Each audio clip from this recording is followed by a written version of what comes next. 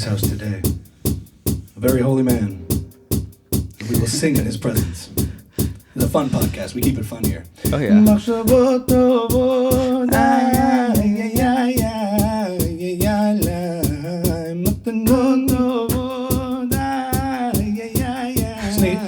I told you, music and comedy. The night and the night and the light, light, light.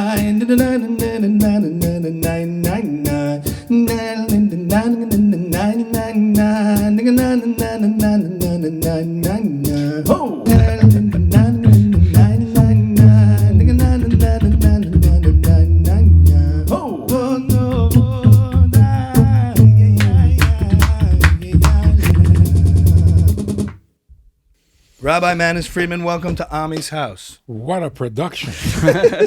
See, they could bring me around Crown Heights, I think. I think I could do well, you know? You looking for another career? I kind of have them, so we'll see. Maybe I could break into the Crown Heights Chabad market. Welcome to Ami's house. Thank you so much for being here. Thank you for Gonna coming. compete with Avram Fried? Well, no. Not with my heroes. But it's great to have you here. You've been appearing on my algorithm amongst the mix of things for many, many years. And we've read this book, To Win a War, which I think is one of the more unique takes on the subject. So we'll start with... Very easy to read, too. Yes, yeah, and straightforward and consistent. I wanted to just start with, generally speaking, the Israel-Palestine conflict, which I think the word conflict in and of itself is a misnomer, and this whole conversation is filled with misnomers from the start. And I think as far as language determining how to interpret the reality of a situation, it's already been co-opted from the start.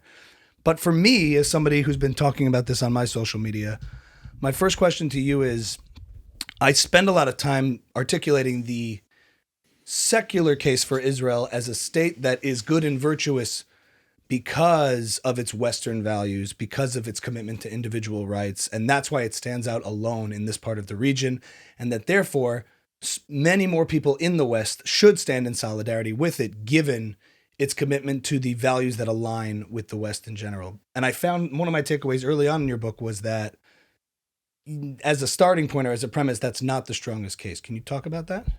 Well, there's a big problem here. Mm-hmm. We're talking Western values while living in the Middle East. Mm-hmm. Doesn't work. You got to deal with the issue in the region. Mm-hmm. Not try to appeal to America or to France or to... That's not who we're dealing with. We're dealing with the Middle East, and you have to find a Middle Eastern solution if there's going to be a solution. Right. So telling the Arabs that we are the only democracy in the Middle East just inflames them, infuriates them. We're not winning any friends that way. Well, not amongst the Arabs. That's exactly right. But amongst the people who seem to be siding with them rather confusingly. Siding or not siding. Or sympathizing. What is the solution with them? Because they're the ones we're actually dealing with, not yes, the and if we solve journalists. That, the rest of the world would be okay with whatever the solution is. Even, yeah. So I read it more as how do we project a message to the Western world, less than how do we project a message internally within the Middle East. That might be a mistake. Mm-hmm. First, solve the problem in the Middle East, and then talk to all your friends. But would you not agree that these values, some of the Western values, are also Jewish values, and it's not that we're trying... I don't make this case to try to sort of gain appeasement or approval. I actually do think the idea that Israel protects individual rights and operates as a state with some of the best ideas from the West is virtuous in and of itself. Not to try to just say...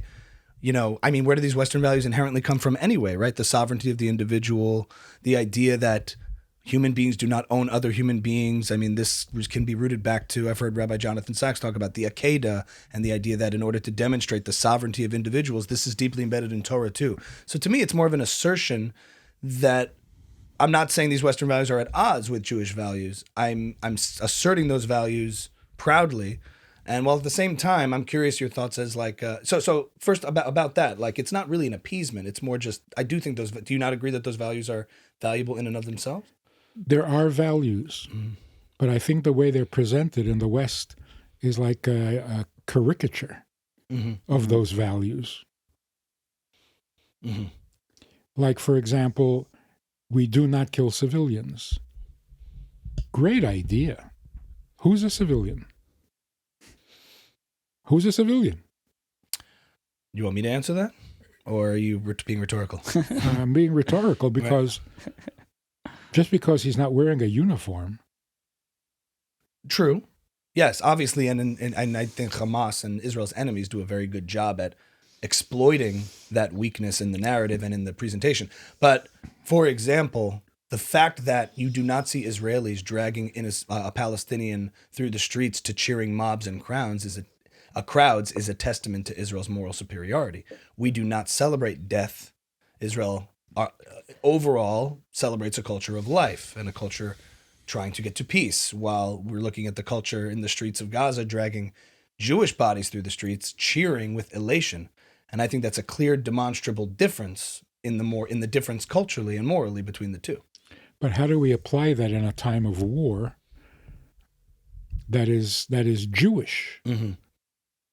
So what does the Torah say about civilians? The Torah says that you go to war, you win the war, but you don't kill civilians. Who's a civilian? Anyone who surrenders. Mm-hmm. In other words, the civilian has to identify himself. It is not the Israeli soldier's job. Going into Jenin, for example, as they're fighting, they have to sort out the civilian from the combatant. Mm-hmm. That's ridiculous. Yeah, I mean, I largely agree with the idea that it's not a soldier or an Israeli civilian. A soldier should not put themselves in harm's way for the sake of trying to in real time, while they're facing danger and threat, be responsible for that. But it also comes back to who the aggressor nation is and the aggressor regime is, which we establish makes this a just war to begin with. Okay, so here's the shocking and painful reality. Mm-hmm. When two Arab countries go to war against each other, neither side uses civilian shields. They don't hide behind civilians. Mm-hmm. Why? Because it's meaningless. It's not going to help them at all. Only with Israel do they use human shields. And then we condemn them for doing it. Mm-hmm. Who gave them that idea? Why do they use civilians as shields when fighting with Israel, but not when fighting with anybody else? Because we told them that we will protect your civilians. Mm-hmm. Huge mistake. There's nothing moral about that. Mm-hmm. If we didn't say we will protect your civilians, they wouldn't be using civilians as shields. And the same with children. So we keep telling them, we will be very careful. We don't shoot children. We don't. Oh, you're using them as shields? Come on. You created that. Mm-hmm. Stop it. Mm-hmm. Turn it around and say, we changed our policy. We will no longer be protecting your civilians. They'll stop using them as shields. Mm-hmm. And you said something similar about hostages also, Mm-hmm. right? Can you talk to us about that a little bit? In Jewish law, if a Jew is kidnapped, no matter who it is, if the ransom price is exorbitant, you don't ransom. Otherwise, you're creating an industry. You're making it very financially rewarding. You're incentivizing the behavior. To kidnap. Yes. What's the source for that? Not to test you, but I'm curious. I always hear things thrown out, but like, where is that discussed in? Well, there's the famous story of the Maharal of Rottenburg. He refused. He was in prison, Mm-hmm. and they wanted to ransom him, and he said no. Mm-hmm. That doesn't. But to just draw a distinction, that doesn't mean trying to pursue the rescue of those hostages by other means. It means not trading Palestinian terrorists and prisoners for them. And not making a statement to your enemy, we will give you anything in return for a hostage. Yes. What kind of statement? You are essentially saying this works. This policy of kidnapping Israeli civilians or soldiers works. Same thing. Right. When two Arab countries go to war, they don't take hostages. Mm. Yes. I've largely argued that, and we've had conversations with your own Brooke and others who take this position that, your standard in a war is victory as quickly as possible. And war is hell by definition, so therefore the fact that it's ruthless and awful and tragic is what war is by definition. It's not desirable, but in a war of self-defense, you must end it quickly and ruthlessly.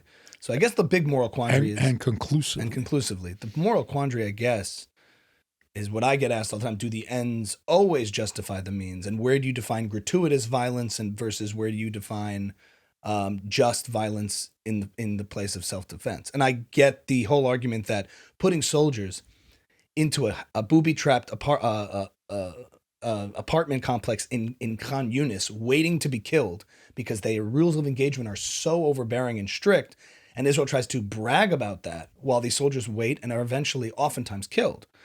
And rockets are fired from those areas upon civilians, and they tolerate. I mean, essentially, Israel has a very high tolerance for its own casualties. They're willing to put up with way too much, in my opinion. We're so used to being the losers. So used to it. So there is that line of where the gratuitous is and what makes us not like them. You know? Very difficult. Mm-hmm. It's very difficult to send soldiers into battle where you're telling them to kill the enemy while at the same time maintaining a sensitive approach to life. Mm-hmm. So to be critical of soldiers if they overstep their limits is cruel. Mm-hmm. You can't do that to people. I mean, all the American soldiers who came back from Vietnam, it was so cruel. You send them out to do a job, and then you condemn them for being mm-hmm. murderers and the mental damage. Every soldier, when he comes home, is a hero, without exception. So, oh, you killed somebody. Don't do that to people. Mm-hmm. Is there any case for self-reflection, investigation, if soldiers do cross a line? If it's organized, premeditated, that's. But if it's in the course of battle, in the heat of battle, mm-hmm. don't do that to people. Right. I just don't want to provide fodder and red meat to those who will claim that the IDF is infallible and anything that's done behaviorally can be justified, because there is something to be said about the fact that you would never hear about Hamas issuing a statement of apology for a rocket landing in the wrong spot in Israel. Nobody seems to realize that. And this isn't Israel trying to appease the West, but you would never, ever, nobody expects them to do that. And isn't that something? It's very revealing about people's moral confusion on the issue. Yeah. Is that different, though, to criticize the military as a whole than an individual soldier or something they did? It's like to say the IDF as a whole messed up. That mm-hmm. was an operational maneuver that went wrong. But individual soldiers are not to be blamed here. Because that's would for that sure. be an exception? That's for sure. Yeah, and when the army messes up, mm-hmm. that's measurable. Mm-hmm. That's mm-hmm. controllable. Right. That's policy. Policy can change, can be improved. But to make it impossible for a 18-year-old kid mm-hmm. Mm-hmm. to both fight a war and be a nice guy and defend himself, his or herself. Yeah. So let's enlarge the picture a little Sure. more. What is war anyway? Mm-hmm. Any war. Politics by any other means. What's the phrase? I don't know. Well, it's Babylon. politics by other means. I'm trying to sound smart, Michael. Is that It's Buckley? William F. Buckley is more like that, but he didn't invent the phrase. It's an old ancient phrase, I think. War is politics by other means. But this does boil down to the morality of war itself. In other words, regimes representing population, governments that represent populations, and therefore take on the responsibility of collectively, when they act, bear the consequences of their actions. And therefore, what falls onto a population is the responsibility of the government that acts upon it. Was that another rhetorical question? And what is the responsibility? Where does that word even come from? Who puts responsibility on whom? The population. Who puts the person who initiates the war puts the responsibility on themselves? Who invented the notion of responsibility? Are we being asked these questions? Or are these rhetorical? I feel like you have answers. Do you have answers? But these are questions that need to be asked. Yeah, so what is war? It's a big one. We'll be right back. If a person says,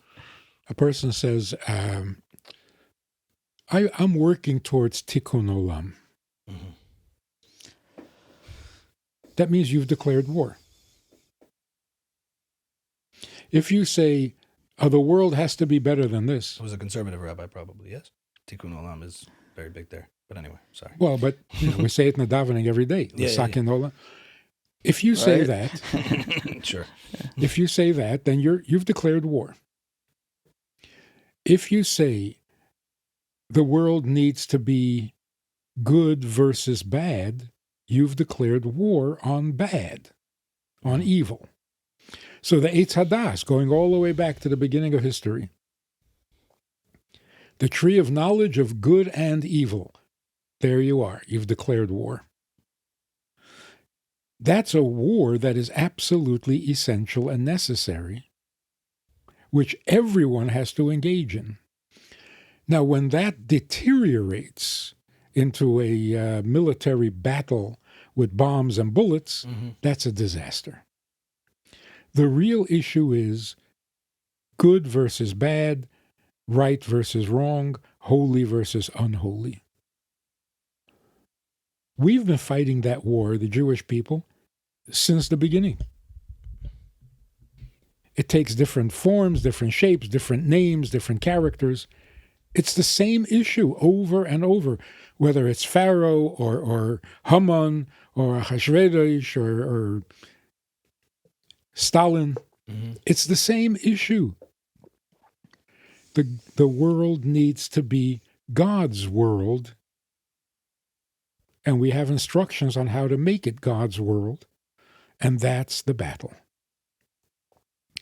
So, looking at Israel right now, we have to destroy Hamas.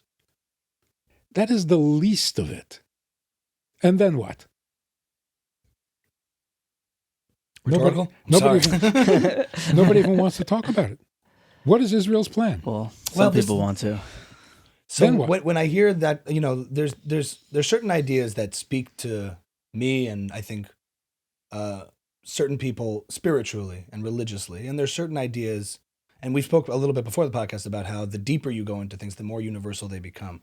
And at the same time, lahavdil, not to compare, but you also hear sort of the theocratic statements of radical Islamists talking about, this possession of, when you say this is God's world, when you say this is something we need to do, this kind of mission-driven thing, I'm conflicted because I do think this is not a geographical dispute. And every time I debate about this, I say this is an ideological dispute. But I draw the line between civilization and barbarism. And maybe that's intentionally removing God out of the civilization equation in the sense of maybe that's my secular hybrid curriculum upbringing talking about it as an appeal to a more general Western, possibly watered down version of it. But civilization versus barbarism. And therefore, I don't want to echo the extreme sentiments of those who wish to submit the world to some sort of spiritual domination that you see in the radical Islamist arguments. So if I feel opposed to that, you're saying there's a third, it sounds like you're saying there's this third counterpoint to make, that version of it is unholy. But I take it as unholy because it requires submission. It requires oppression in a lot of these states that form under as we've seen, like Israel is not that. Israel is not this theocracy, this oppressive theocracy. So I'm conflicted about that. So what's your counter narrative to be clear as to be That's distinctive? exactly my point. Yeah. Are we resolving this conflict? They want to dominate the world, just like communism wanted to dominate the world. There's always this global ambition. What kind of world is this supposed to be? Well, we have our opinion. What makes our opinion better? And is our goal domination or education or to be an example? Very good question. Yeah. Rectification. What is our goal? Shia. What does that mean? Oneness, the recognition of it says it at the end of the book, right? By Yom HaHu, that God becomes one. So here's I read it. Here's an interesting way of looking at it. Couldn't believe it, Michael. You couldn't Do believe we- it. I couldn't. I really couldn't. It's You an read, easy you read read. the entire book. I did. Well, it's not much of a book. No, I know, but I'm a YouTube clips guy, so Yeah. this was big for me. I had I to- read the Spark Notes. It was a had, page. I had to read it in front of a video camera and then send him the video of me reading it Yeah, so I could with listen. captions. Not and just that was- audio. That's how he read it. So I'm you joking. turned it into An audiobook. audiobook. Yeah. Huh? Please and send I'm it happy for to. We content. can work out a deal. I'm happy to work with you. Really? No, but I Oh, can. So yes, back Anyway, what is the goal? domination on one Yeah. side versus rectification. Okay, so here's this the is an real important issue. distinction because Do we worship God, or do we create a God of our own imagination? Like, for example, obviously, killing people is wrong. Mhm. Does your God kill people? We set up a moral value and then judge God by it. That is so dangerous. right. Some people come along and say, we have to dominate the world by any means necessary. Mhm. Does your God advocate that? No, then he's not my God. In other words, we set up a moral code to hold God by. This is disaster. Judaism doesn't do that. We don't say God is love, which means love is God. So today's Christians worship God because God is love, which means they worship love. If God wasn't loving and compassionate, who needs him? Mhm. Mhm. I'm gonna upset Others the Christians worship- Now. Tell that to Ayan herself. Others worship power. Mhm. If God is not powerful and awesome, who needs him? In other words, you're picking your own value and then creating a God to suit your agenda. Mhm. The battle right now is, can we give God his voice back? Can he say anything original and be heard? How do we So, define and that? Is it the Jewish God? What's What- the- Yes, yes. And what is that if not power or love? It's both Mm-hmm. or neither. Everything in the Torah? Our slogan is Ze Keli Ve'anvehu. This is my God. Does he have to be loving? He doesn't have to be anything. Does he have to be powerful? No, he doesn't have to be powerful. He's God. Is I am that I am. That's our interpretation. If he's powerful, fine. But the main thing is, he is God. This is his world. That's got to be the basis of everything. It's his world, and it's got to be his way. So I love everything that you're saying, and I agree with you, and that's how I see the conflict. What I was excited about, why I was excited for this conversation is Ami is operating in a world where saying something like that would just be met with blank stares. Language barrier? It's not the language that anyone is speaking outside of this kind of conversation around the Shabbos table. Mm-hmm.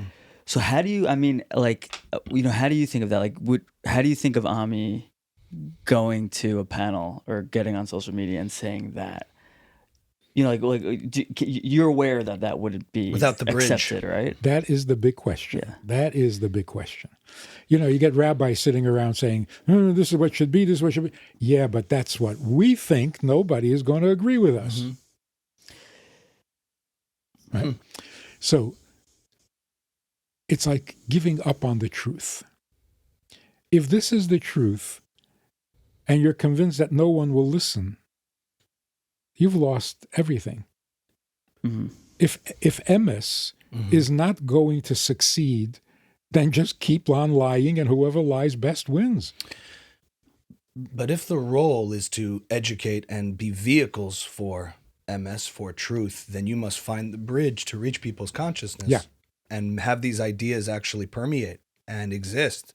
I On- think on there's the- people on the- out there who've done a very good job at that. I don't know how your thoughts are on Jordan Peterson and other people who have sort of, not specifically in a Jewish way, but have certainly brought intellectual credibility to the spiritual and the mythological domains. I think he's been very effective at that. And part of the reason for that is I think he's taken a lot of the deep ideas, even not as a rabbi, but even within Jewish ideas, has brought a bridge for people to say, wow, I did not see it that way. And at least given credibility to this framework that we're talking about. So let's define that a little better. Mm-hmm. Intelligent arguments, Mm-hmm. I love it, but it's not enough. Mm-hmm. Because, well, maybe. Yeah. because you can keep arguing it endlessly. And are you touching on a truth? And a truth is bigger than intellectual logic. It is what it is, logical or not. And it has a power greater than anything else in the world. So, for example, if we were to say to the world, and we have the attention of the world right now, right? Yeah. And that is amazing in itself. How is it that Israel keeps capturing the world's attention? Negative attention, but still. Any That is attention's good attention. Proof is in the pudding. One cannot just, the fact that it has the world's attention kind of proves that there's something going on here. Exactly. That's the only logical conclusion one can do. I don't throw out the terms anti-Semitism lightly. I don't throw out the double standard term lightly, or even the uniqueness of the Jews as a nation lightly. I don't just take that, but the fact that the world has reacted to us in this way over thousands of years kind of proves the point. So, Which seems to undeniably indicate, something about the Jews. yes, which seems to indicate that the solution lies with us. That's why they keep coming back to us with complaints. So if if anti-Semitism says the problem lies with us, then we just have to take ownership of the solution lies with us. As the Exactly shadow. right. Yeah. And that's what Rudy's been saying, which is Right. a really powerful idea. So on this point, what you say at the beginning of the book, which I find a little bit concerning in terms of the way it's framed, is that you talk about humanity, and then you talk about what it means to be a Jew, what it means to be human, and what it means to be a Jew. And I am, especially at this time, maybe I should be taking the opposite approach, but what concerns me is I don't want to provide any red meat to this new narrative that's ascending, especially now on the far right. I think after October 7th, we saw this explosion and revelation of the far left anti-Semitism. And we could talk about that. But for a long time, during the Trump years, when there was all this hysteria around these right-wing Nazis marching in Charlottesville, I was like, listen, they're marginal. It's probably those 5 people. I sort of downplayed it. But now the new area that's kind of scintillating and edgy to talk about is, what can we say about Jews and get away with it? And it's happening on the far right online. And one of the things they talk about is Jewish supremacists, these Jews that think they're better than us. They control things. They're behind the scenes. They only care about Jews. They only prioritize Jews. So when I hear language that leans into that on the opposite of wanting to set us up as other and other us in some way, it does make me, I think, from a source of pride and being proud of one's identity. That's all valid, but I don't want to give any credibility to the claim that Jews are somehow inherently different than other human beings and therefore deserving of maltreatment. Well, how about Jews are inherently different and therefore deserving of respect? Right. Well, that's actually what Jordan Peterson's been saying. Like, I don't know what it is, but if you look at the IQ, we should just be grateful there's competent Jews around, be grateful. But you see the danger in that, right? Because Well, I see the solution in that. You see the solution in that. Sometimes when you want to insult somebody, you ridicule their virtues. Mm-hmm. And they say, oh, no, I don't have those virtues. Don't do that. What are you doing? Oh, yeah. I'm not saying but I guess what I'm arguing at its real fundamental level is, are values and character inherent to identity, or are they behaviors that we choose?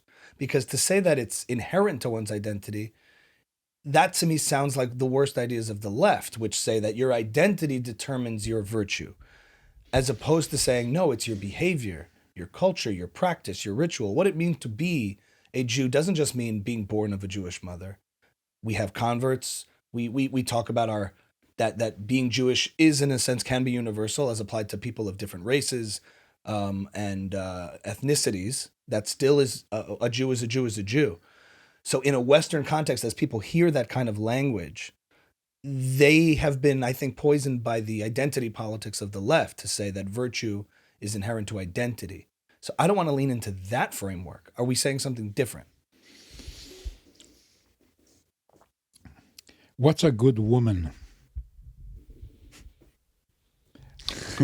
A good, I feel like Steve Harvey now. Oh, well, okay, a good woman. Go on. a good woman is a woman who behaves properly. What is a woman? Daily Wire? No, what is a good woman? Sorry, a woman. What is a good man? A man who behaves. So the identity is there, and then the question is, how does he live that out? The identity of a Jew is fixed. It's an absolute. Now, how is this Jew expressing his Jewishness? Well, not well, better, worse, right? But a Jew is a Jew. And yes, it is unique. There's only one Jewish people in history, and we are different. Denying that difference, I think, increases anti-Semitism. Why don't you just be who you are? Okay, sorry. I understand. Look, so imagine at this moment, if a Jewish spokesman would get up at the UN and say, we are the chosen people. We stood at Mount Sinai, we heard what God said, and we never forgot a word. We can teach you, if you would put your guns down, we'll teach you what God really said, and we can make this world godly. What do you think the reaction would be at the UN? Well, that's the question I was I asking think before. Standing ovation. Would the gentleman please stand down and cut the microphone, and we can move on to the next speaker, the Security? representative from Iran and the Houthi representation. Please speak I next. think they would get a standing ovation. The assertion. You know why? Because it's true. And not only... You do see people react in interviews like, oh, what? There was a Jordan Peterson clip I keep going back to, but he mentioned, it's like, well, they're smarter. I don't know why he said that about it. And the interview was like, wait, what? He was like, what can I tell you? But it's like, it just feels like Smarter is a little provocative. Right. Completely different is not provocative. Right. We're not Jewish because we're smarter. We're not more than you. We're completely different. And by the same token, everyone is different. The non-Jews are also different. Everyone's different. In some ways. So is this continuum not a hierarchy of superiority and inferiority, but just, the book, Dignity and Difference, right? Right, We're Rabbi just Sachs talking about talks about difference, and therefore we have a purpose, we have a role. And oftentimes, I feel like in Jewish ideas, people confuse drawing distinctions with discrimination or hierarchy in terms of inferiority and superiority, just like men and women. People in a Western context look at differences in men and women, and they say, "Oh, you must mean men are better than women." Must mean we automatically, because I think the conversations around racism and around oppression and oppressor from sort of the left of center ideas put everything in these hierarchies, not on competence and not on distinction, but on superiority, inferiority, and subjugation. That's what we're not saying. You're just saying there's a distinct uniqueness to being a Jew. Like, who's more important? Schmack to be a Yid. Yeah. Who's more important, the teacher or the student? Right. A very ridiculous question. If there's no student, there's no teacher. If there's no teacher, there's no student. That's a ridiculous. Who's more important? If a teacher doesn't teach, he's a disaster. And if a student doesn't learn, right? Yeah. Absorb. Then it's a disaster. Right. Which is a bigger disaster? That's come on. All right. So if we would stand up and simply tell the truth, and this truth is something that everyone already knows, it wouldn't come as a shock to anyone. That we're the chosen people? Who doesn't know that? Who doesn't know that? Like, for example, and as a real life example. Remember the panic when United States was going to move its embassy from Tel Aviv to Jerusalem? You remember what people were saying? They freaked out, but I did it anyway, Rabbi. But do you remember the? Yeah. What's going to happen is they're going to go crazy. Yeah, the world's going to go crazy. They were getting out body bags. Yeah. What happened? Nothing. Absolutely nothing. So strongly. Yeah, sorry, I couldn't resist. You know why? It's a beautiful ceremony. Because, It's the truth. duh, We asserted the truth. the capital of Israel is Jerusalem. Who doesn't know that? Right. What I love about what you're saying, which I think is something I myself and a lot of people I know have been coming to terms with since October 7th, is taking ownership of who we are for ourselves internally, confronting it and projecting that out into the world.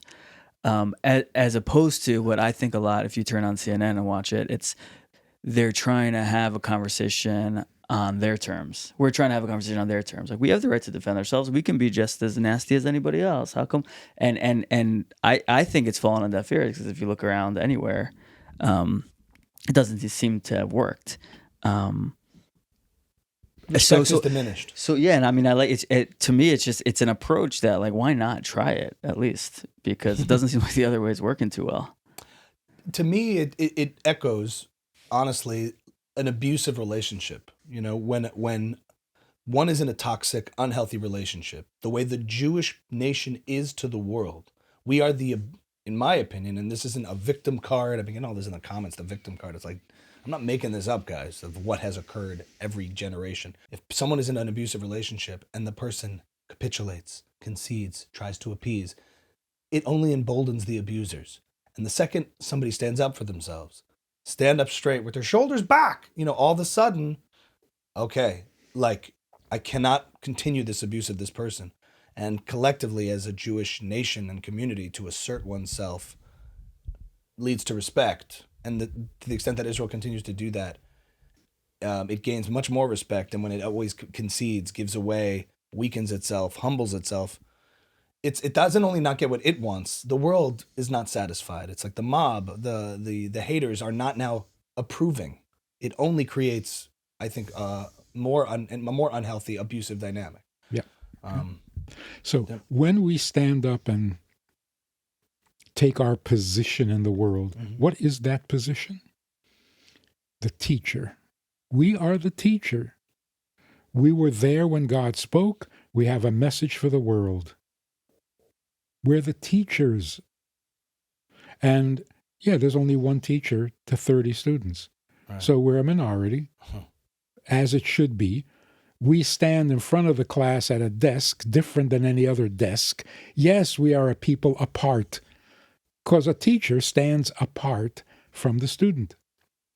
So yeah, go ahead, Michael. But let's get to the real meat of the whole thing. Yeah. We haven't gotten. How can you ignore the fact that while they were massacring people on October 7th, they took time out to bow and scream and shout Allahu Akbar? Mm-hmm. And then there was that little video of their torturing the hostages and then dropping to their knees. And how do you ignore that? What is your response to that?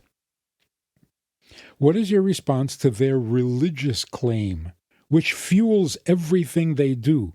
That's what I was going to ask you, too, because to say that we must assert our role, what if people say, no, that's our role? Right.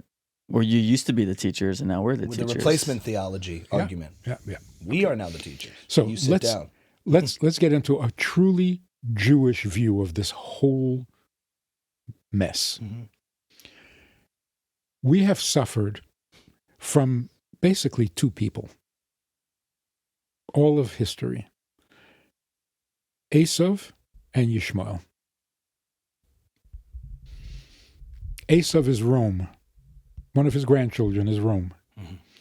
Rome is Christianity, or what we now call the West. Mm-hmm. The other enemy of ours is Yishmael. That's basically the Arab world. The Semites.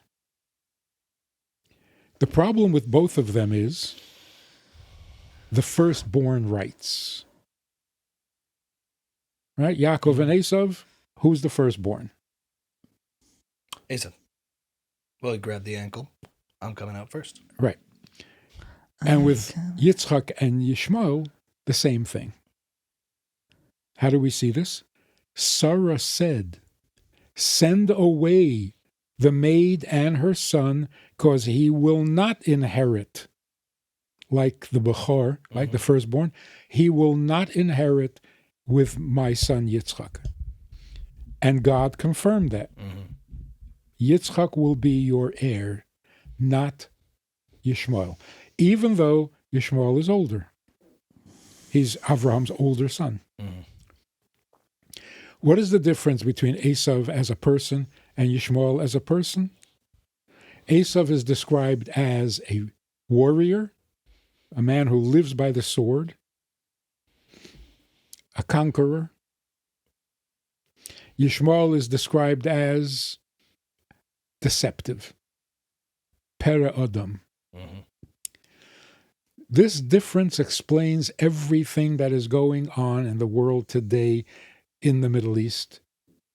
Do you want to say that in Jordan Peterson's voice so it like seeps in a little bit? I understood that. Okay, That was okay, plain English. okay, Ha! Well, Esau, and Ishmael. So listen to this. For 2,000 years, I got that one. Okay, good.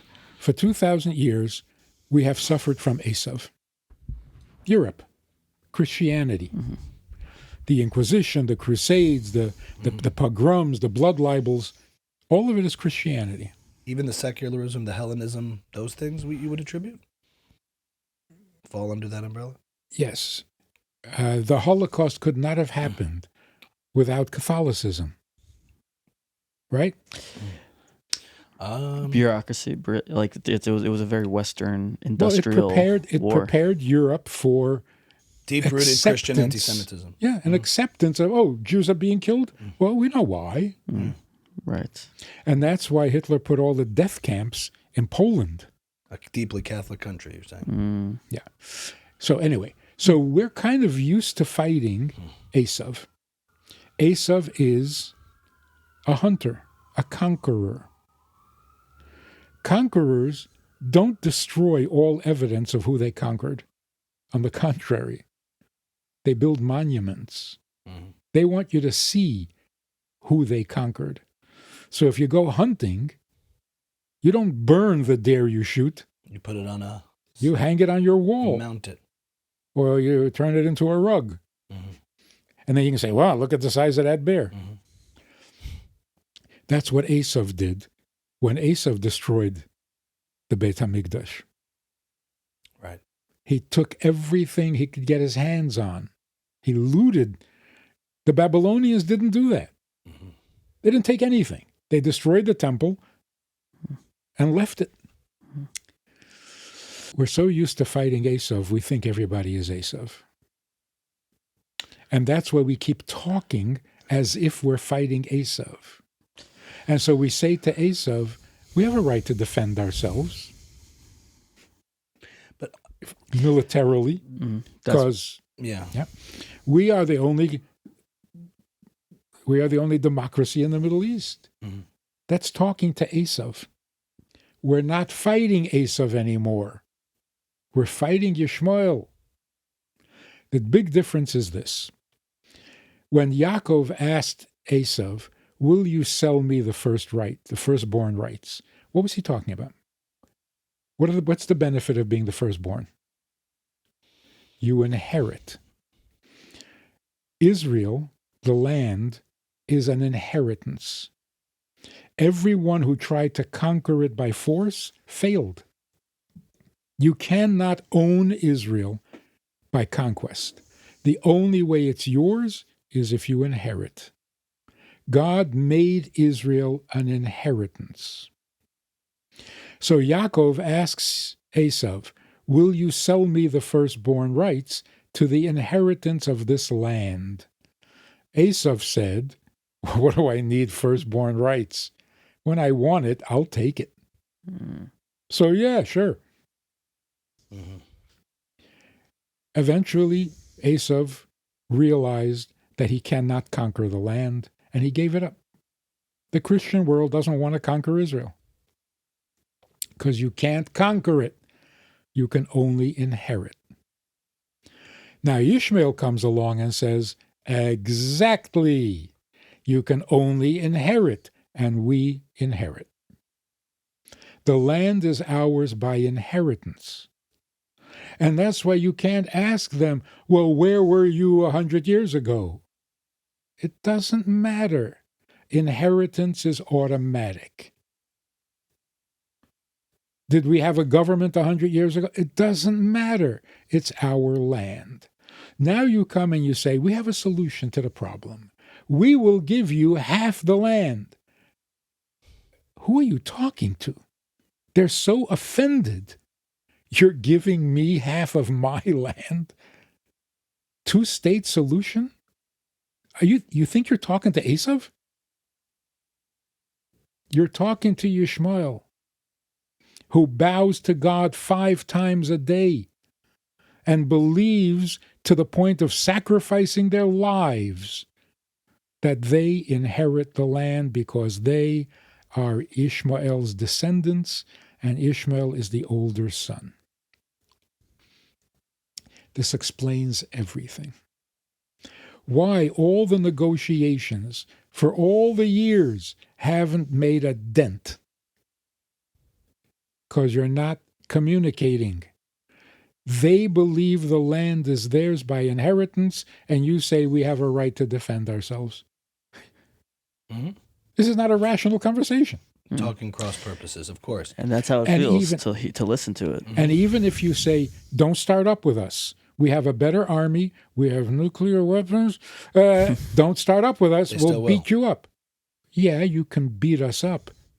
It's still our land.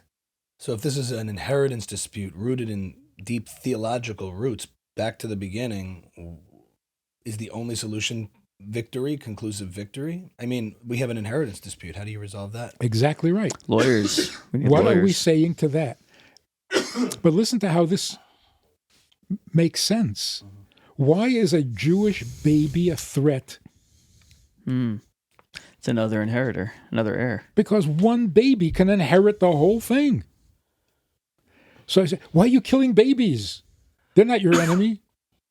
Yes, they are. They're not Esav's enemy. Esav is not threatened by a baby. Wait, you're talking about why they feel threatened by Jewish babies? Yeah. And why don't we... And also, that's why they have to wipe out all Jews. Esav never wanted to do that. Right.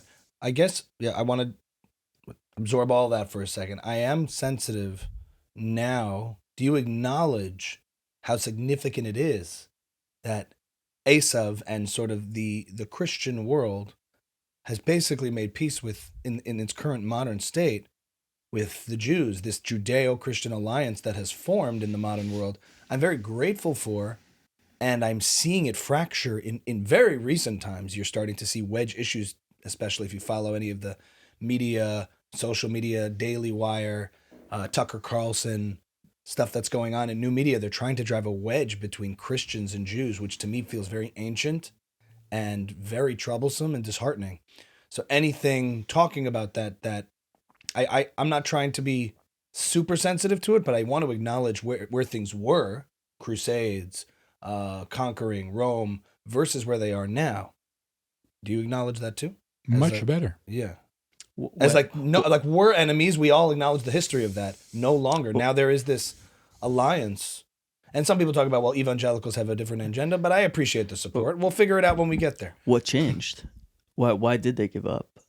Yeah, what? There's nothing they need from us. What did they need before? Well, at the Crusades, they wanted the land. And in the Inquisition, they wanted us converted, not dead. So Christianity never wanted to eliminate Jews, because then who are they going to convert? Right. To just conquer them. To dominate them. Conquer, dominate. Well, yeah, but to accept the whole issue of rejectors of Jesus. That was the whole crux of Christian replacement theology or deep-rooted Christian anti-Semitism. But I'm just noting... But again, not genocidal.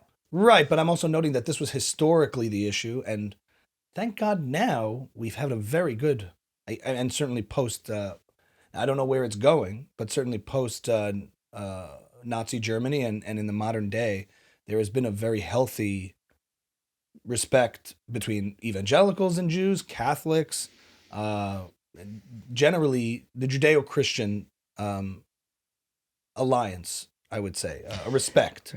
And I would love, we had someone on from Syria, and there'd be I'd love nothing better than for Muslims and Jews to reach that kind of place communally, which seems to make sense given how much we have in common, like you said. In terms of practice, ritual, there's so much in common with a religious Muslim and a religious Jew. It seems so strange that these cousins would not find common ground. Because inheritance we dispute. want the same thing. Yeah. The Christians don't want the same thing. They have Rome and they're happy. We need to realize who we're dealing with and what we're dealing with. So all this, we'll destroy Hamas. So what? It'll make no dent in their mentality. And what about the argument that we have peace with Jordan and Egypt? We've been able to do this before, and an alliance or a peaceful peace on the horizon with some of the Arab world, Saudi Arabia, the Emirates. When we made peace with Egypt, Sadat, interviewed by Barbara Walters, actually said, "We are now at peace, but if our brother Arabs go to war, we're going to have to join them." So what's your take on your peace with Israel right now, Sadat? Sorry, I never do Barbara Walters, but that's pretty good. There's peace, but they also, one of the reasons Egypt didn't want Israel going into Rafah is because they just discovered a ton of tunnels that the Egyptian kind of rulership the corrupt rulership has I'm not acknowledging. I'm not saying there should be full trust, but I am acknowledging that there's been a slight difference in Israel's direct enemies with Iran, Hamas, and Hezbollah versus Jordan and Egypt. Are you saying it's not significant, or it's useful? But first of all, it came as a result of defeating them, not appeasing them. Of course, yeah. But ideologically, nothing has changed. What about the leadership in Saudi Arabia that you've seen speak out against Qatar, against that they allow radical extremist elements into their society and Abrahamic Accords, things like that? I think there is a shift happening in their beliefs. There are millions of Muslims who no longer believe that if you can kill successfully, God is on your side. That's good. That is good. All right. Food for thought, Michael, right? I was sitting in the airport years ago. This guy comes over, and without a hello, and he launches into a sermon. He's a missionary. And he's messing with the wrong guy. He's smuggling Bibles He's Chabad now. into Haiti. Okay. And he comes over and tells me, I'm smuggling. First of all, why do you have to smuggle? It's more fun. It's illegal to bring Bibles into Haiti. But this is what he says.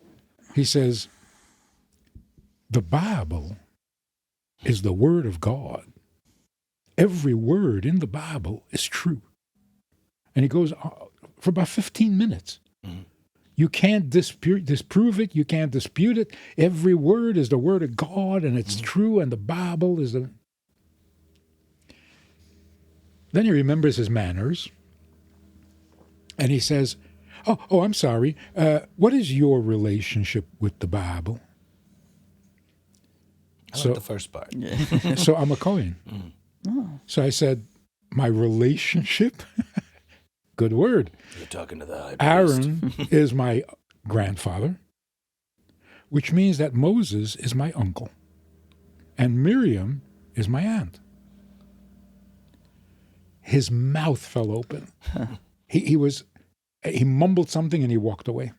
And I'm sitting there thinking, got a bris. Yeah. Didn't he just finish telling me that every word in the Bible is true? Why was he so shocked? Right? That you believe in the Bible. So there was an Aaron who had a brother Moses, who had a sister Miriam, and he has children, and I'm one of his children. Shocked. If we just told the truth. Right. You want to talk about our relationship with the Bible?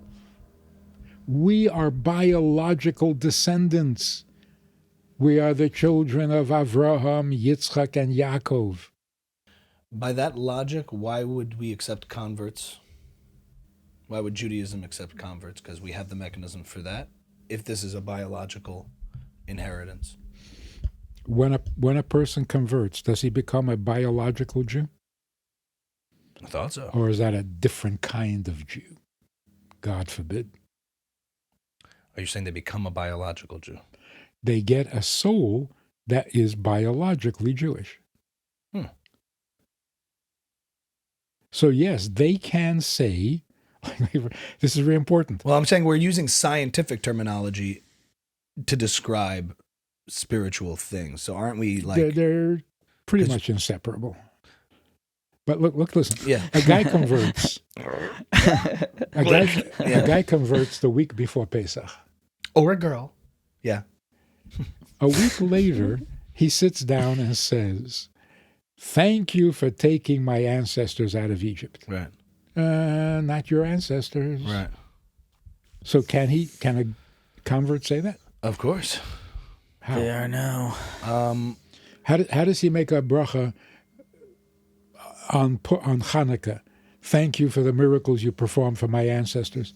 Mm-hmm. They're not your ancestors. But a convert is given a Jewish soul. Mm-hmm. A Jewish soul whose ancestors were in Egypt. Yeah. I guess it all revolves to also then the soul as a biological entity is complicated. We need to learn a little more Tanya about it. Yeah, I do. I'm a snag. I'm a bit of a snag. We have 6 hours. So why don't we get into it? All right, so a bit of a here's the bottom line. Mm-hmm. Get up at the UN and say, we are the descendants of Abraham. It's our land. Mm-hmm. Did Menachem Begin ever say anything like that? I don't know. In the early founders of the modern state of Israel, did anyone adopt that strategy? And that's been since its Because if inception. we had, this would be over. Oh, interesting. Interesting. Now, again, you can say, yeah, somebody can get up at the UN and say, well, we're the chosen people. Nobody's going to believe you. If that's what you think, that no one will believe the truth if you tell the truth, then give it all up. Yeah. It's powerful. So how do you book a spot at the UN for Rabbi Manis? What do we do here? We have to call some people. Well, it would have to be, I think, a secular representative, like a real state representative. But it has to represent land. the Jewish people. Mm-hmm. So first we have to convince the Jewish people. Half of Israel is not convinced that it's their land. Mm-hmm. And that's why we keep finding justification. And we were there, we always prayed, is it your land or not? Mm-hmm. Make a declarative statement and stop with this. That's interesting. The Torah says about Mitzrayim, God will fight for you. Hashem yelochem lochem ve'atem tacharishon, and you be quiet. I always wondered, why is being quiet a necessary part of war? Now I see it so clearly. It's pretty funny. Right. Being quiet. Stop with the speeches. Stop with the preaching. We're going to protect your civilians. We're going to go in. We're going to be very careful. We're going to just do what you have to do and be quiet. There's some good people, though. I like some of the speeches. Some of them fire me up. Chizuk is important, especially from I don't know. But it's not chizuk. It's weakening our position because we feel like we have to constantly justify ourselves. What about Mossab, Yusuf, son of Hamas, the Green Prince? Thoughts? We will not agree to it. He's the best. He can talk. Can he talk? Oh, yeah. He can talk all he wants, but we have to go with the truth because it is the most powerful weapon that we. So what you're saying is to talk, to explain, to debate is to concede. Yes, we have is to lose. We have a right to defend ourselves. That is so pathetic. It's a given, right? It's a given. To say it even out loud, to utter the words, is to concede that it needs to be defended. Yeah, right. And by the way, you don't have a right. You have an obligation. Yeah. It's not your right to defend yourself. Right. Again, that's so Western. Right. You think you're talking to Esav? Stop it already. Well, one more logistical question. What would you like the state of Israel to look like? Whenever we talk about injecting more or infusing more Jewish values into the state and having Jewish representatives, who talk like this, what's the religious perspective on what the state should look like today? Right. So this is where the rubber meets the road a little bit, of where I'm not so sure how I feel about this ancient biblical idea versus the modern concept of a state. We're talking about land versus a state, holy land versus a state, versus nation states as they exist today. Because the relationship of a government to people, I understand kind of narrowly this idea of maintaining a Jewish majority in Israel for the sake of, which you probably reject too, protection for Jews against repeated anti-Semitism, so to have Israel as a necessary function of security, but you reject to that. You're saying, no, it's That's land. pathetic. That's pathetic. That's like turning Israel into a ghetto. Yeah. That's what you're saying. Yeah, I know. We need Israel to be our ghetto. I am saying that. And they actually built a wall, which is pathetic. Right. It's your country, Yeah. and you have to build a wall? Yeah, but a nation state, you want, go ahead. Well, what would the government look like? Like, would you have Shomer? Like, I'm curious about the logistics of that also. Jewish Does governance. it look any different? Jewish governance. Is it? I know there are Israelis who are Does it worried matter? about kfiyah datit. Now you're going to force us to keep... No, there's no forcing in Judaism. There never was. It's not Jewish, Coercion is not a part Even of it. during the Beis Hamikdash, people were worshiping whatever they wanted to worship. unfortunately. Yeah. You're saying there's not a coercive element to a Jewish governance. You're certainly saying we don't need this Western multi-party system that we adopted in Israel. Like, should there be a king? Which is torturous. Right. Should there be a king? Should there be a king? Should we have a monarchy? Whatever. All right. It's a big whatever. Call it whatever you want. The point is we should live like Jews. Yes. And Jews don't force mitzvahs on people. So there will never be a kfiyah datit. Okay. First of all, you can't force Jews. Yeah. We are the stiff-necked people. Yeah. I guess this is really, I think, cutting the distinction between what the idea is of a nation state that is sovereign versus what is land and holy land and how our relationship to it. Because your argument really is fully encapsulating this idea of this is holy land that we inherited and it belongs to us as bestowed by God. It's otherworldly. This comes from God, and therefore the inventions of man that are nation states is secondary to that. And how we do it practically and manage affairs is all secondary. And I'm bouncing those ideas back and forth because I do think just we live in the way society has evolved today is we live in nation states. Like there's no other land like this. Well, functionally, even practically, we are not a sovereign state. We're not sovereign. If we're always wondering, worrying, what will the world say? Will they permit this? Can we do this? You're not a sovereign state. A sovereign state makes its own rules. You're living by somebody else's rules. You're not sovereign. I guess the best example is you want Israel to be Vatican City. With fewer popes. Not structurally speaking, it's sovereign, it's its own thing, and other people can live there. But in the way that Catholics interpret Vatican City as a Catholic state for Catholics, that's the comparison I'm making. Lahavdil. I'm saying, structurally speaking, the way it's perceived by the Catholic world. There's Vatican City. Can non-Catholic? I don't know what the rules are. So the way we would become a really sovereign state, is if we identified as Jews. Well, I mean, I've heard Nation of laws, though. Yes, Yosef you Klein could. Halevi talking about how sometimes we act from a place of a landless people when we're not really wielding our power in the way a people who have a land does. And so part of that is being very strong. And part of that also, though, is compromising and creating alliances and creating real power soft power from a position from of power. From a position of power. Yeah. It's also like, Singapore says if you litter, like the Well, can Asian you? culture just in Singapore is like, we're strict. We have social, I mean, like, I don't necessarily think that should be the case, but that's their culture, that this is the social norms here. And if you violate them, that's the consequence. So adopting some of that mentality.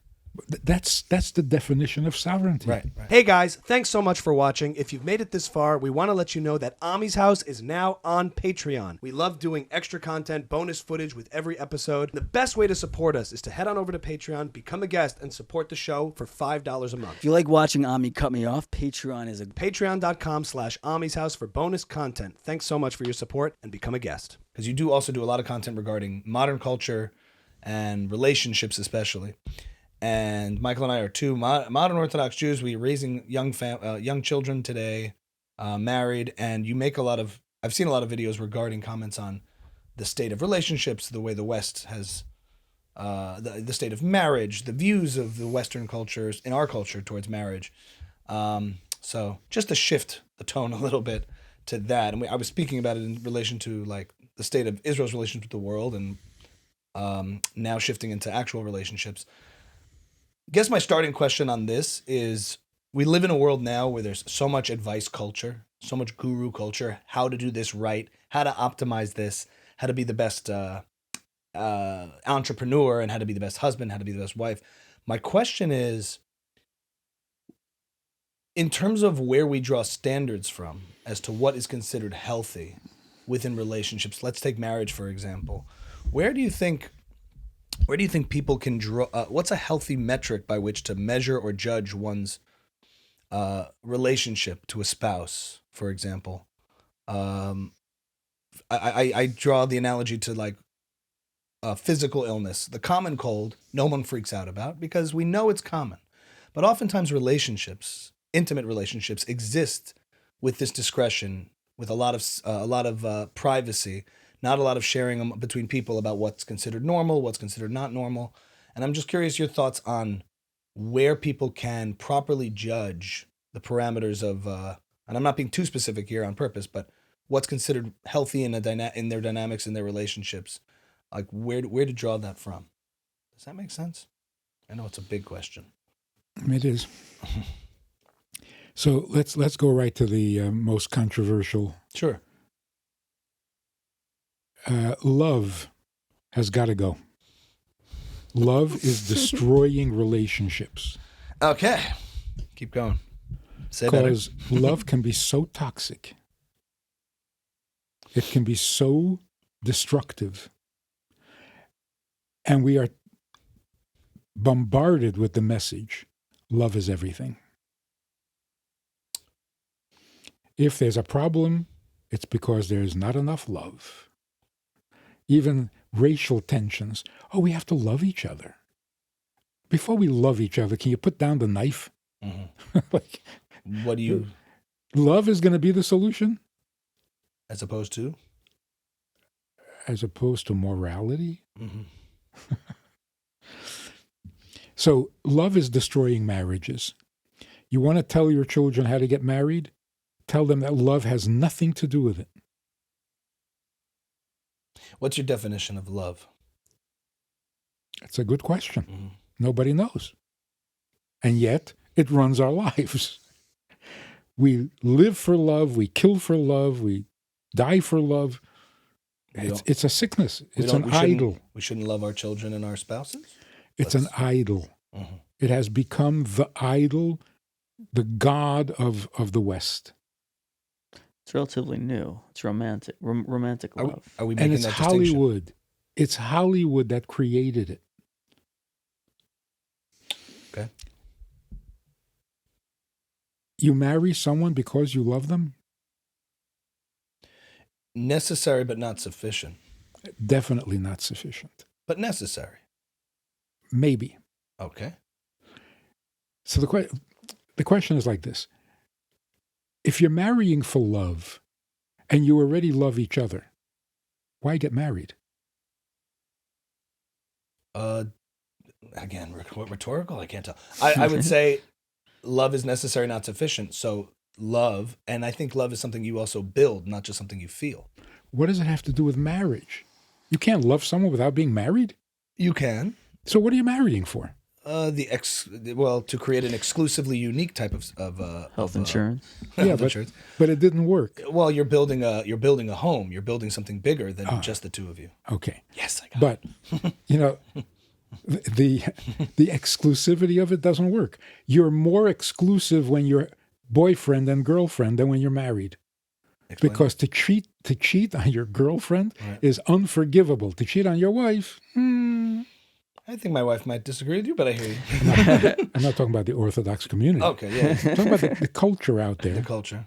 You're more horrified if you cheat on your girlfriend. I remember this girl came crying to me. My boyfriend cheated on me. Yes. I said, you mean he was cheating with you and now he's cheating with somebody else? What do you mean he cheated on you? You're not married. Right. We turned this dating thing into something holier than marriage. Right. Okay.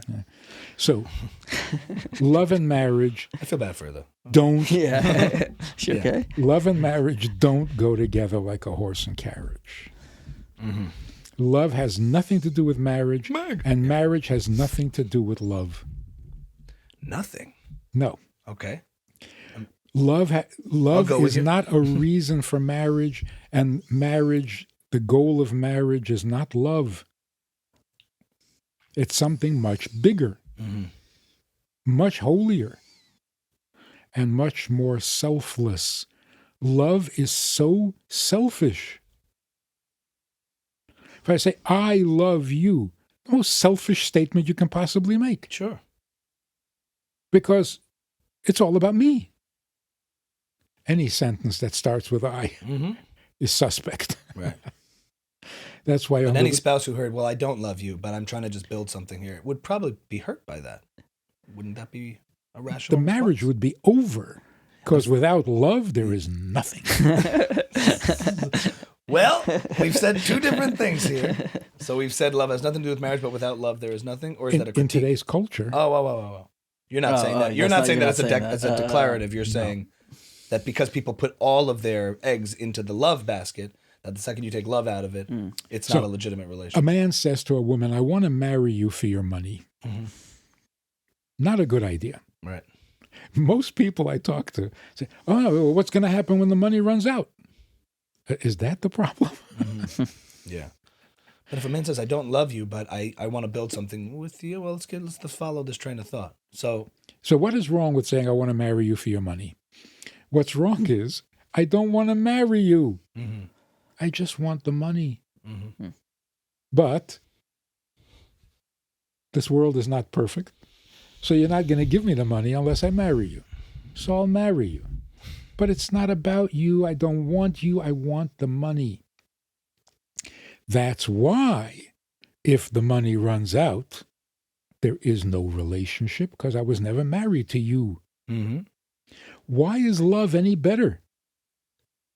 I'm marrying you for love. Means I don't really want the rest of you. I just want your love. Can you want both? yeah, if you're unpacking it, what if you love, if we're just, maybe it's a semantics thing. If I love a person in the totality of a person, I don't just love the way they look, even though that's a part of it. I also love their values. I also love their goals, their ambitions, their features, their flaws. The totality of a person is what you love, and then that might be the starting point, but you love what you will avenge, the potentiality. You love what you will build, the home that you will create, the children you will bear.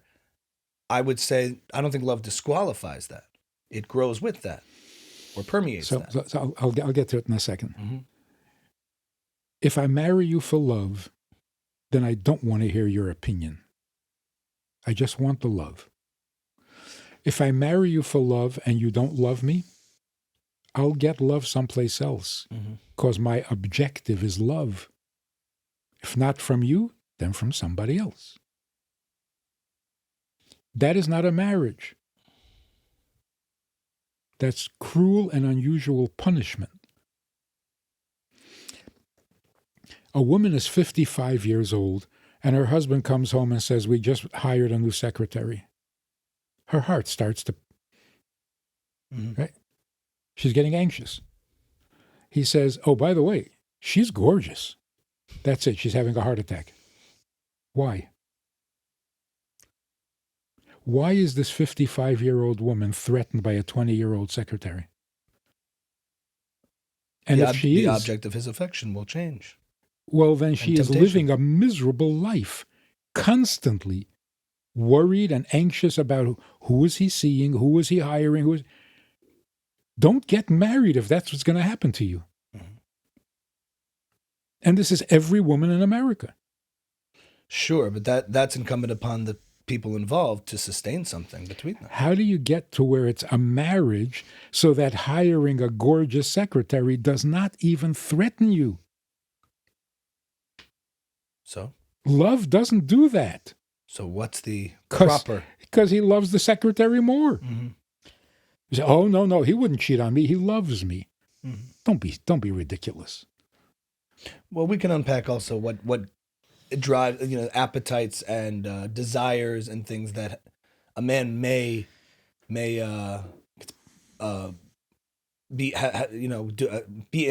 cheat on his wife, have infidelity, and still care for his wife and succumb to a desire. And I think in certain cases, like, what drives women to cheat might be different than what drives men to cheat. And these are general things, but we can get into those controversial topics too. But I'm just curious what the antidote is. What's what would be the proper motivator and the proper thing to aspire to? Marriage, understood properly, Mm-hmm. is the solution. When you're married, no gorgeous secretary threatens your fidelity. Right. So what does it mean to be married? What does it mean to be married? And if not for love, then for what? Exactly right. But love has got to go. It's a total failure. I feel like there's another thing here coming up. It has to replace by... You got to buy One the sec. book. You got to buy the book. The second thing that is destroying marriages is sex. Oh, man. We're getting rid of that too? Yeah, So we're just going to be roommates raising kids? Oh, it's got to that go. we adopt? Somebody else will have it. I'm just like, what are we doing here? Yeah, keep going. This is intriguing. Video games? Marriage, love, and sex, or the expectations of those things, maybe is what you're saying. But I'm What we I'll have wait. made of love and sex Mm-hmm. is toxic, destructive, and ugly. Okay. How so? Sex used to be intimate. Mm-hmm. It's not anymore. Since the 60s, Mm-hmm. free love means sex without intimacy. Sex without intimacy is pornography. Mm-hmm. Pornography does not create bonds between people. On the contrary, Or children. it separates you. Easy, Mike. So here's how love works. That which is important in your life, you should love. That which is not important in your life and you love it, it's still not important. It's such a nasty thought. If I love you, you are the most important thing in the world. When I stop loving you, you're garbage. How arrogant, how narcissistic that is. My love makes you important. No, it doesn't. It makes you greedy and gluttonous. I love you very much. Sounds like a threat. Mm-hmm. It's not nice. It's, I need you very much. What about me? No. You have to love me back. It's nasty. Mm-hmm. So, if someone is important, you should love. Love is the appropriate emotion for important relationships. If you don't love the person who is important, they're still important. Don't give love the power of making something important or unimportant. Because love itself is not important. Are we, just so I can be clear on the definitions here, is love an expression, a feeling, a behavior, an action? Because I'm thinking of value, like I think to place value on things, to place real value on things, like a person, and even from a selfish perspective, No wife would want to be told, you don't really bring value to me, and I do nothing for me, and I'm just doing it for you, for your sake. There is there is a transactional component of, I value you, I value what you bring to me, you value what I bring to you, and we value what we create together. Is that something distinct from what you're talking about with love, or is that's what I'm trying to get clarification on. If you value the other person, it produces respect, not love. Right. Love almost means it doesn't matter whether you're valuable or not. I love you. Mm-hmm. It's a passion, and it's a very selfish passion. So it used to be a compliment. Mm-hmm. It's not anymore. Yeah.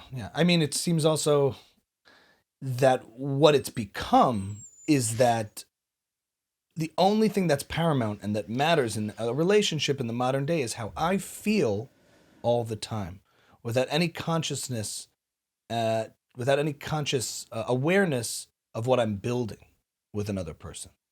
And that is the problem. Not the affection. Well, are you discounting affection? Are you discounting all this? No, I'm saying like this. But that's what it's become. It's how I feel at any given moment, Right. And what this relationship does for me, Right. selfishly. So love is not an indulgence. Mm-hmm. It's an obligation. If someone is important in your life, you should love. V'ahavta Hashem Elokecha. Not an option.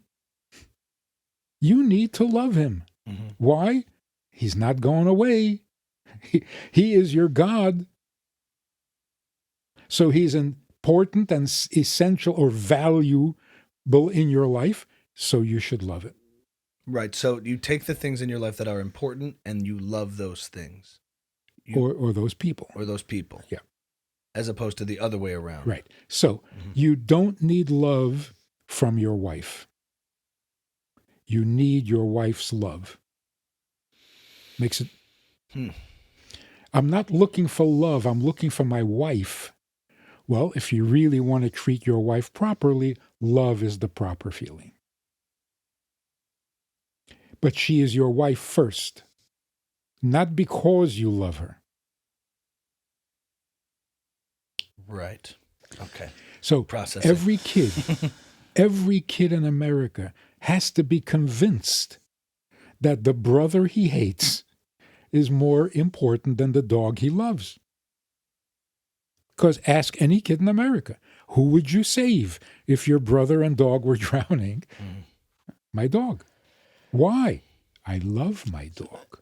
You see how poisonous this is? Have you seen couples in your work that do get married for the right reasons and still can't make it work? Mm-hmm.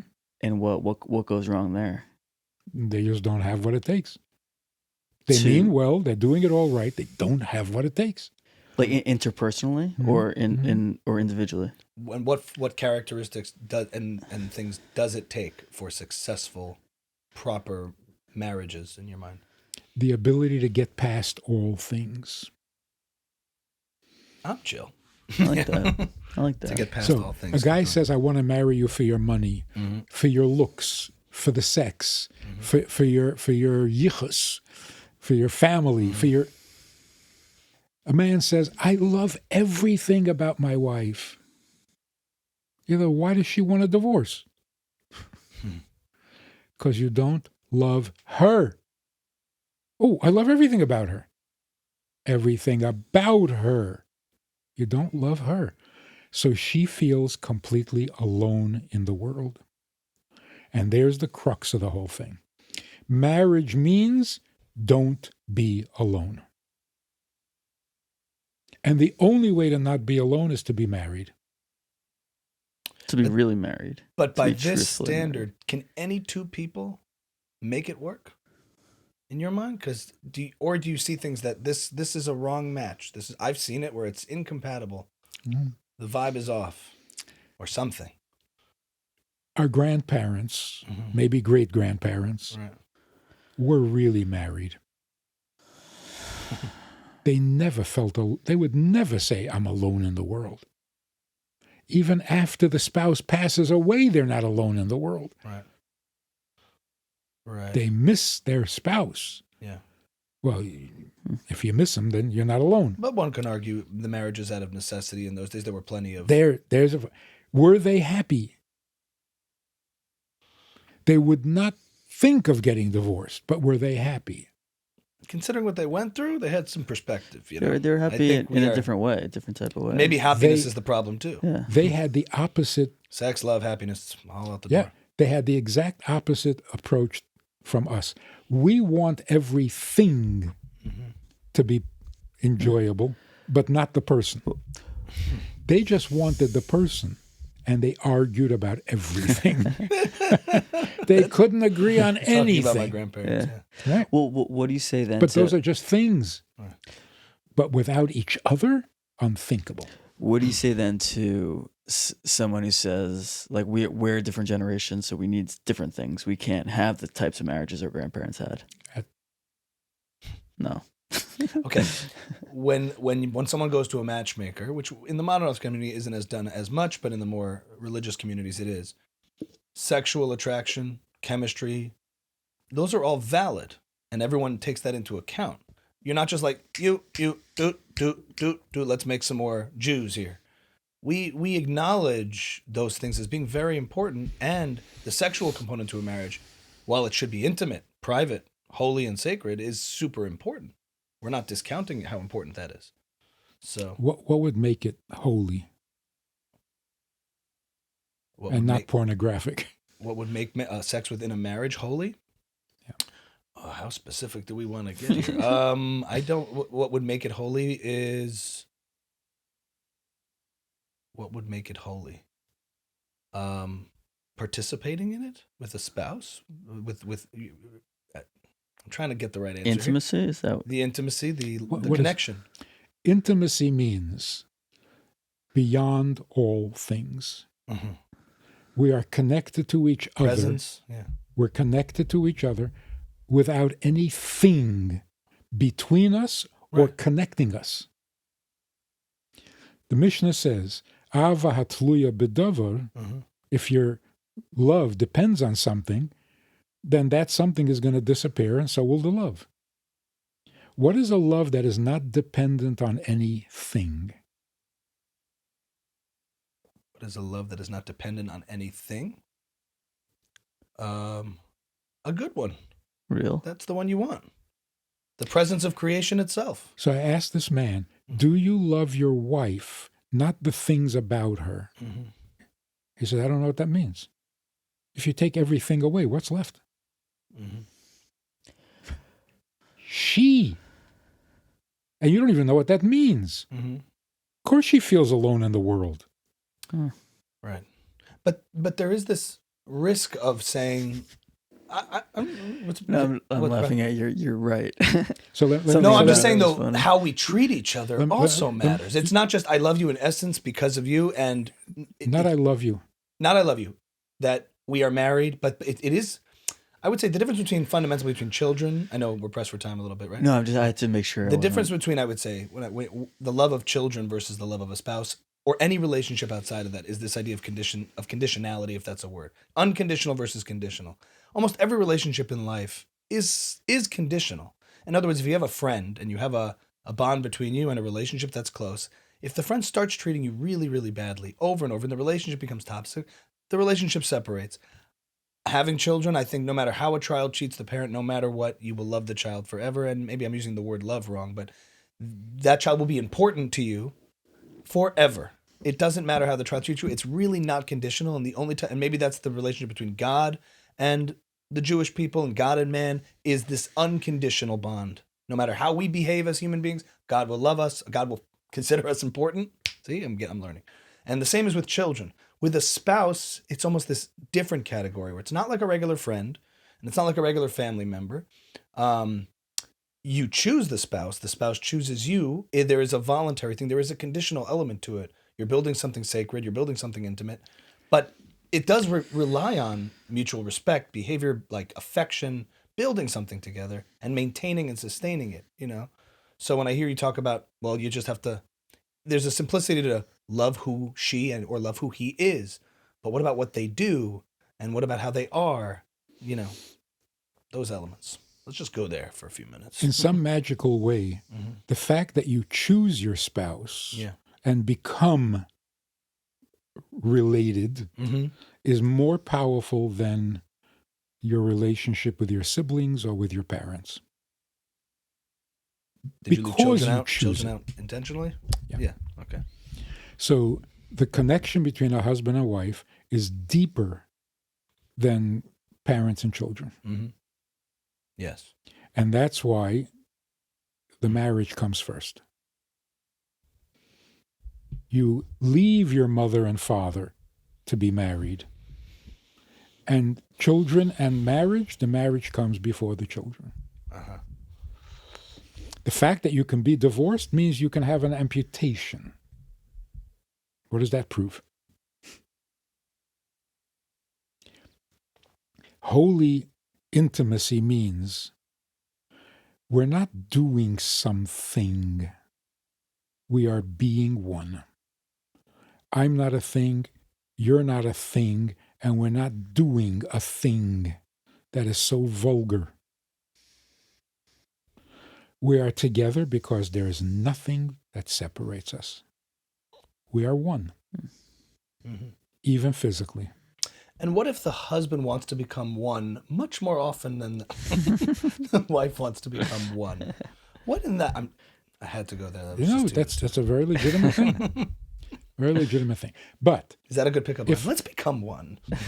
if a guy says, "Please marry me, I can't live without you," Yeah. don't marry him. He's sick.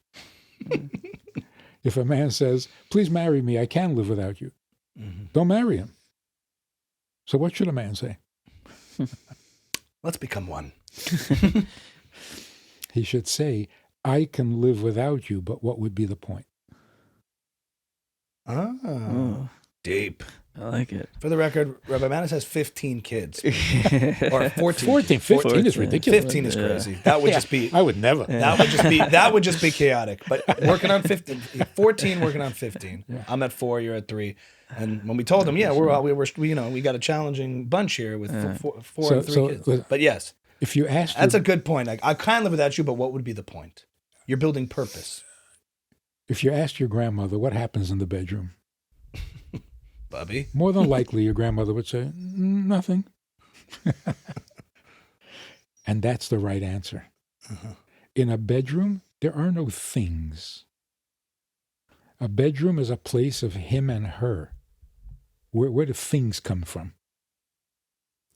So if after being intimate, the husband says, "How was it?" How was it? There was no it in this room. An it happened. There is no it. And therefore, there is no question of how was it. We were together. That's perfect. It's not a performance. But now, in the average home in America, sex is a performance. Connection over perfection, Michael. Yeah. And you have to ask, how was it? Because you have no idea. You were so wrapped up in your experience, you have no idea what the other person, that is so... Animalistic. It's so insulting. It's a lot easier to get there with the right person. It's not easy. Yeah. That's why we need halacha, advice, wisdom. Somebody said to me, "I don't need God to tell me how to have sex." I said, "You're right. But if you want intimacy, grow up." Yeah, for sex, you don't need any advice.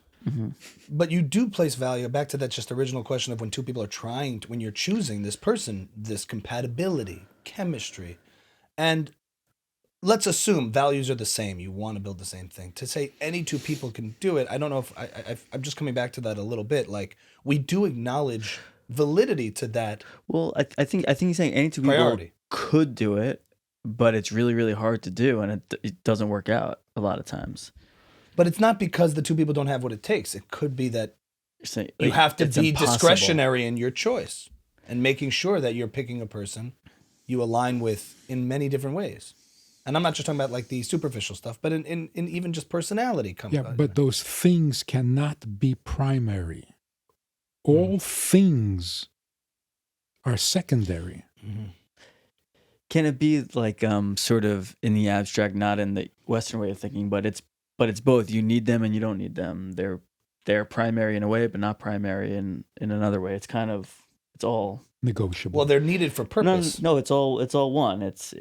You're right and you're wrong, and you're wrong and you're right. It's But the doesn't point, make any sense. Rabbi Manis said that I could live without you, but what would be the point? So in other words, in order to fully be realized and build a life of purpose, I do need you and want you. But it sounds like the difference is not like I need this person so that I can feel a certain way. It's Exactly. or because of a specific feature that turns me on. Like I need this person to build a life of purpose, and that person is important because they serve as part of this bigger goal. And what makes them important is that they're not me. Mm-hmm. Not the things we have We're in not common. meant to be alone. We are meant to. The things we have in common is just more of me. Right. To love someone really, someone and not something, is to love the fact that she is not me. Beautiful. And that's I the like hardest part to love, of course. Right. I like that. Yeah. Love that she is not me. And that's the biggest challenge when you're like getting ready to leave the house. And you're you know? ready, and she is not me. all the things that are the opposite of you that you will do differently. That's where, for me, I think- like where a big challenge is coming. I think that's why God arranged it that men marry women. Definitely not you. Right. Never will be. Yeah. And what about children? Parenting, relationships You with for kids. 'em?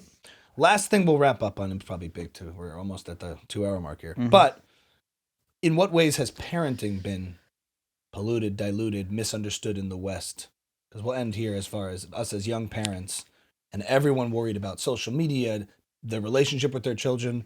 We have our grandparents' generation, which was, take out the belt, super, very, very strict. And that produced one outcome. In a lot of ways, a lot of positive outcomes, in some ways negative.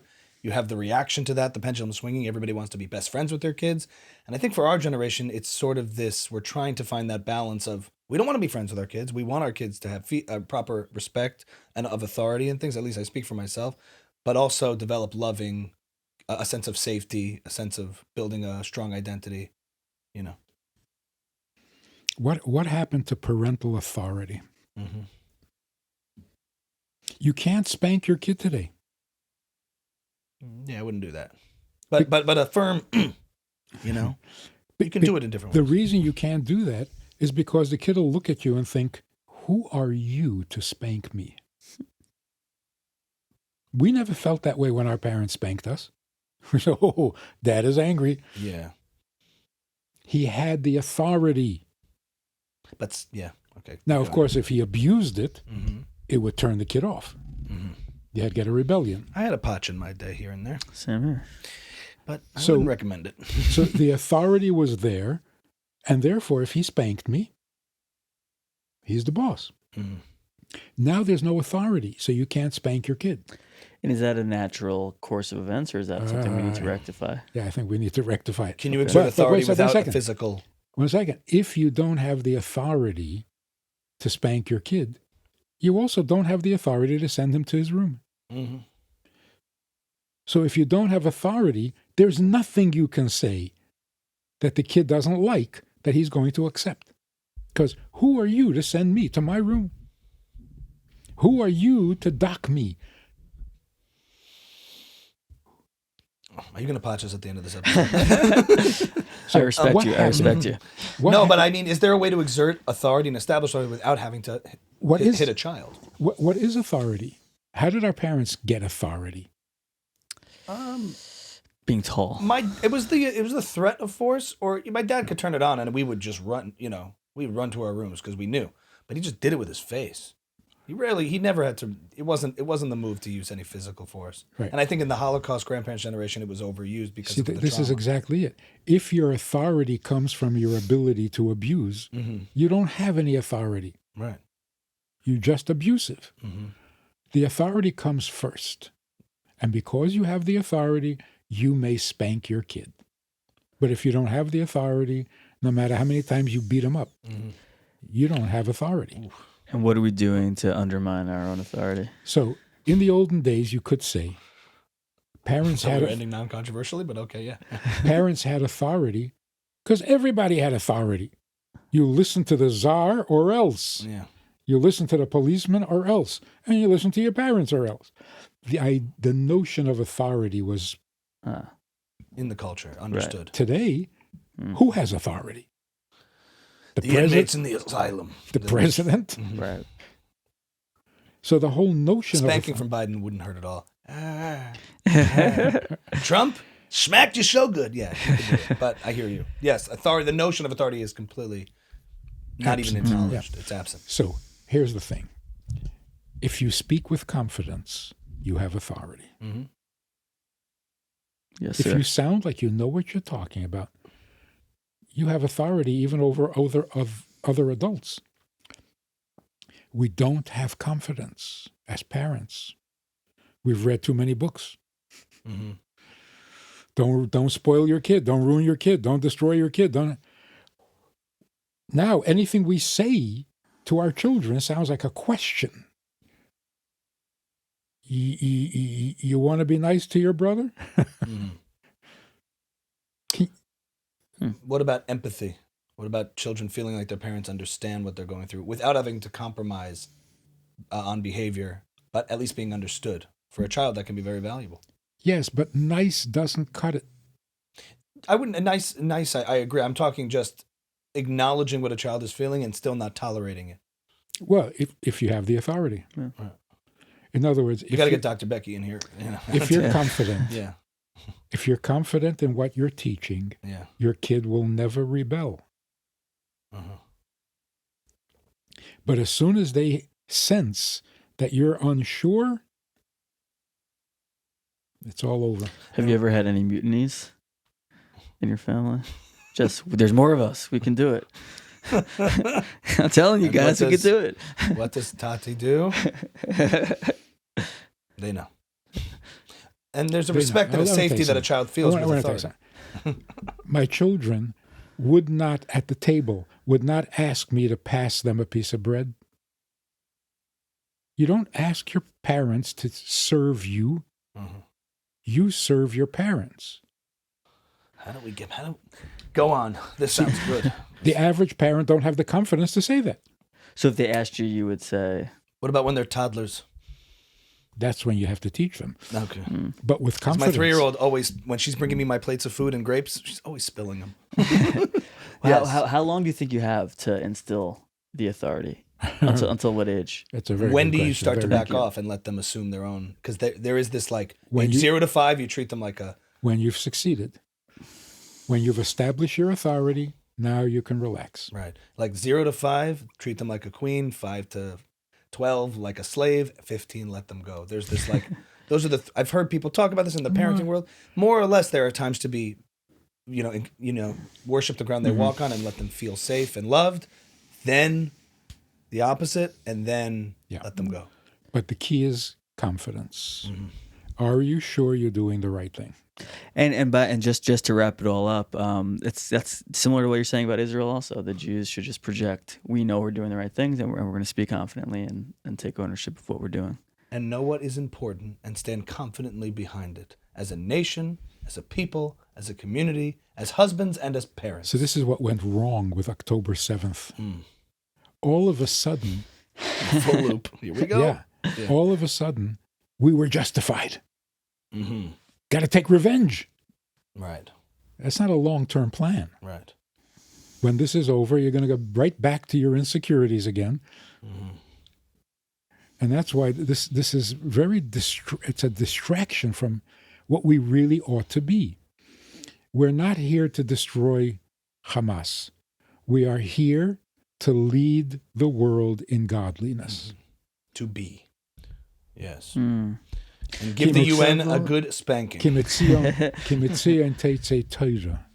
That's what we're here for. That's the war we need to win. Beating up Hamas, that's... Marginal versus the fundamental. And ladies and gentlemen, 2 hours, probably the longest pod we've done. That is Rabbi Manis Friedman in the house. Well, thank you for joining us here at Ami's House. We very much appreciate your insight on all things world affairs, Israel, parenting, godliness. Oh man, and just Can we do that song again? Oh, To win a we're gonna war. Wrap up. There we go. His book is available now, To Win a War. And many other books on parenting and life, and you can find out. Where can people find you? Creating a life that matters here too. And what's the website, Rabbi, so where people can find you? It's goodtoknow.org. It's good to know, and it certainly has Or been. good old Amazon. Good old Amazon. It's good to know. Ladies and gentlemen, thank you for watching. Rabbi Manis Friedman. Should we circle around this? We might knock everything over this. Thank you for watching.